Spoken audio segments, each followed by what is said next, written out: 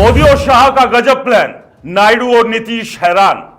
देश में मध्य अवधि में होगा चुनाव, नायडू नीतीश की होगी छुट्टी। दोस्तों, आखिर ऐसा क्या हो गया कि नरेंद्र मोदी और अमित शाह नायडू और नीतीश से केंद्र की सियासत में छुटकारा पाना चाहते हैं?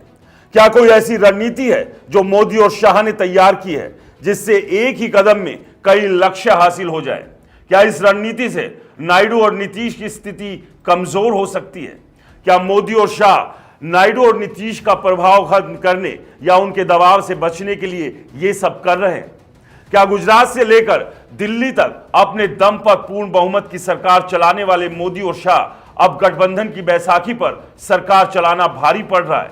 और दोस्तों, क्या देश में जल्द ही मध्य अवधि चुनाव होने की संभावना है?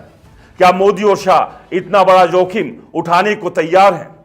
दोस्तों, 2024 के लोकसभा चुनाव के बाद क्या ये मध्य अवधि चुनाव की योजना बना रहे हैं? दोस्तों, ये खबर थोड़ी कॉम्प्लेक्स से भरी हुई लग सकती है और शायद आपको ये कहीं और ना मिले, लेकिन देश की राजनीति में कुछ ऐसा ही चल रहा है।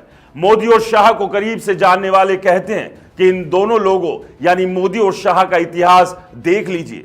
साल 2002 में जब नरेंद्र मोदी को दिल्ली से गुजरात भेजा गया और मुख्यमंत्री बनाया गया, तब तक उन्होंने कोई बड़ा चुनाव नहीं लड़ा था।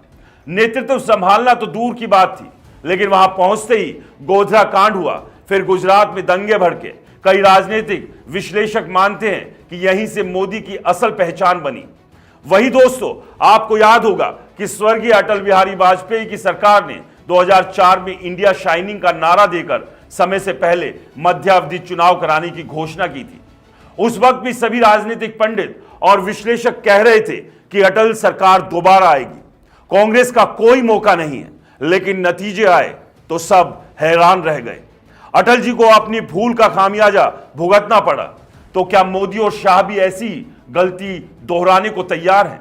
क्या मध्य अवधि चुनाव का जोखिम उठाना चाहते हैं? और अगर उठाना चाहते हैं तो आखिर क्यों? दोस्तों, और इन सब के बीच नायडू और नीतीश से छुटकारे की बातें क्यों उठ रही है?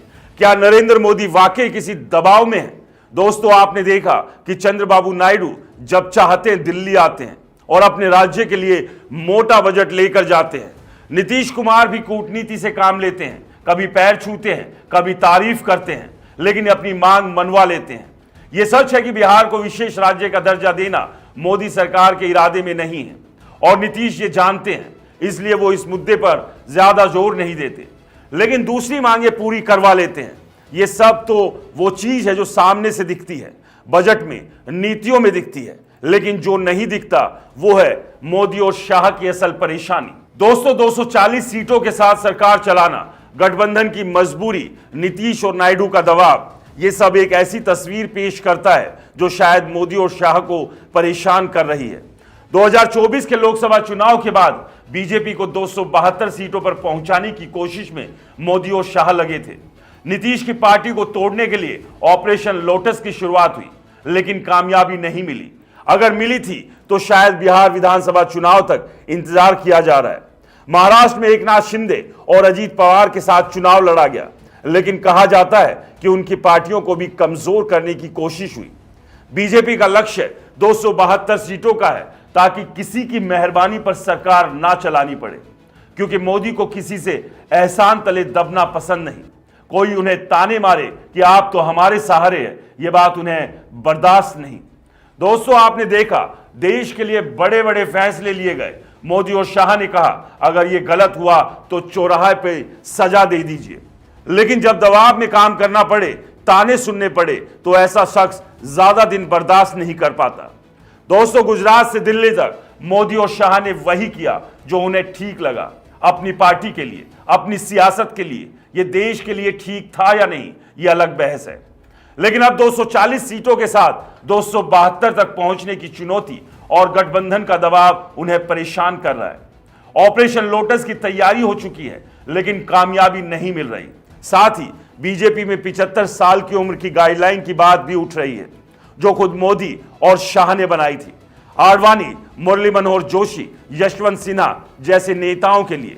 तो क्या यह नियम मोदी पर लागू नहीं होगा? दोस्तों, जानकार कहते हैं कि पार्टी और संघ से लेकर विपक्ष तक उनके खिलाफ आवाजें उठ रही है, लेकिन मैं कहता हूं 17 सितंबर 2025 को मोदी 75 साल के होंगे। फिर भी कुर्सी नहीं छोड़ेंगे, चाहे कुछ भी हो जाए। वे तब तक नहीं हटेंगे जब तक खुद ना चाहें। दोस्तों, 30 मार्च को मोदी पहली बार संघ के दफ्तर जा रहे हैं। पहले उन्होंने संघ को कहा था, अगर मैं पीएम ना होता तो आपकी जगह होता। लेकिन अब शायद मध्यावधि चुनाव के लिए सहमति लेने की कोशिश होगी। वो नीतीश नायडू का दबाव नहीं झेलना चाहते। तो दोस्तों, क्या ये रणनीति काम करेगी? क्या मध्यावधि चुनाव होगा? अगर होगा तो कब? ये भविष्य के गर्भ में है, लेकिन आप क्या सोचते हैं? अपनी राय जरूर बताएं। नमस्कार।